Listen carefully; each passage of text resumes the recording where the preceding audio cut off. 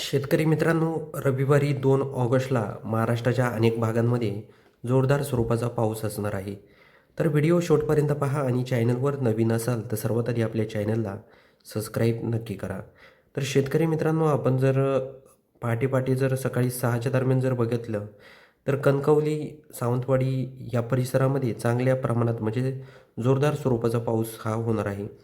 आपण जर मालवण, त्याचबरोबर देवगड, विजयदुर्ग, राजपूर, लांजा, संगमेश्वर, रत्नागिरी, जयगड, चिपळूण, खेड, दापोली, दाभोल, मंडणगड, महाड, हरिहरेश्वर, माणगाव, लवसा, महाबळेश्वर, भोर, वाई, सातारा हा जर परिसर जर आपण बघितला तर या भागांमध्ये काही प्रमाणात पाऊस असणार आहे. जास्त म्हणजे जोरदार पण नाही, पण रिमझिम पाऊस या परिसरामध्ये असणार आहे.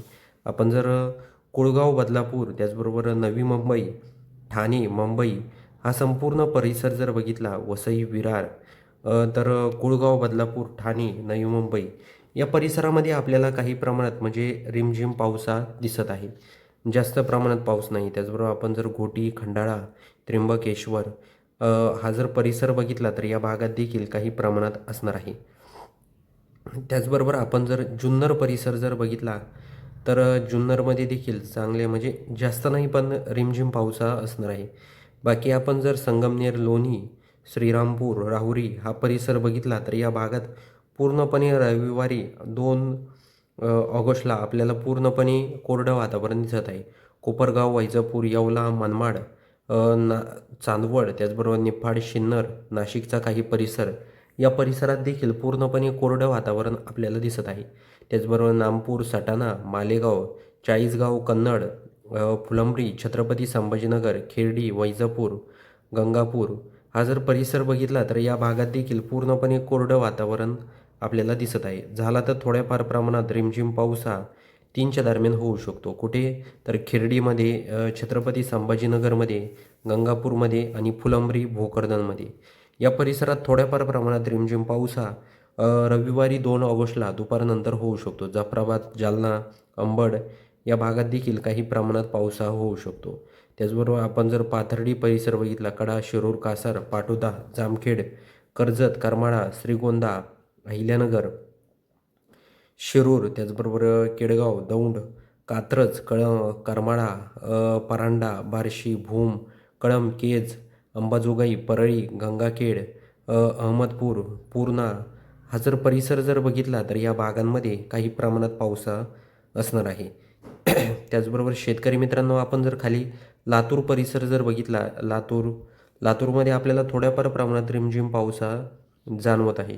संध्याकाळी जर आपण बघितलं लातूर, औसा, निलंगा, त्याचबरोबर लोहारा, नलदुर्ग, उमरगा, तुळजापूर, धाराशिव, तेर, कळंब, भूम, बार्शी, वैराग, तुळजापूर, मोहोळ, सोलापूर हा जर संपूर्ण परिसर जर बघितला तर या भागात देखील काही प्रमाणात वातावरणामध्ये बदल होऊन थोड्याफार प्रमाणात रिमझिम पाऊस हा संध्याकाळी रविवारी 2 ऑगस्टला होणार आहे. तर हा देखील अंदाज आपल्याला लक्षात घ्यायचा आहे. आपण जर पंढरपूर परिसर जर बघितला तर पंढरपूरमध्ये आपण इथे बघूया वातावरणामध्ये काही बदल होतोय का.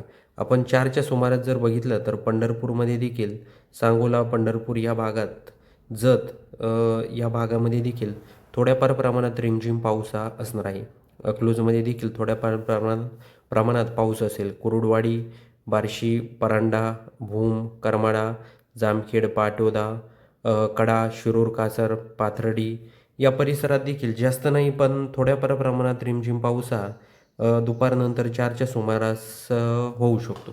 तर हा देखील अंदाज आपल्याला लक्षात घ्यायचा आहे शेतकरी मित्रांनो. शेतकरी मित्रांनो, आपण जर यवतमाळ, वर्धा हा परिसर बघितला तर आपल्याला या परिसरात थोड्याफार प्रमाणात रिमझिम पाऊस हा दिसत आहे.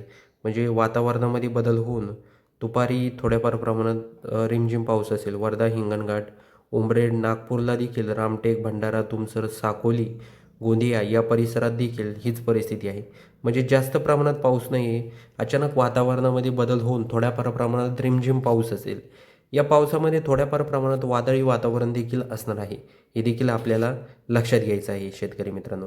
एकंदरीत जर संपूर्ण महाराष्ट्राचा आपण हवामानाचा अंदाज रविवारी 2 ऑगस्टचा जर बघितला तर पूर्णपणे काही भागांमध्ये आपल्याला ढगाळ वातावरण दिसत आहे. काही भागांमध्ये पाऊस आहे पण जास्त प्रमाणात नाही आहे. रिमझिम पाऊस असणार आहे. हे देखील आपल्याला लक्षात घ्यायचं आहे. तर शेतकरी मित्रांनो, तुम्ही कोणत्या परिसरामधून आपले व्हिडिओ पाहतात म्हणजेच कोणत्या गावातून, या आम्हाला कमेंट बॉक्समध्ये सांगायला विसरू नका. चॅनलवर नवीन असाल तर सर्वात आधी आपल्या चॅनलला लाईक शेअर सबस्क्राईब करायला विसरू नका.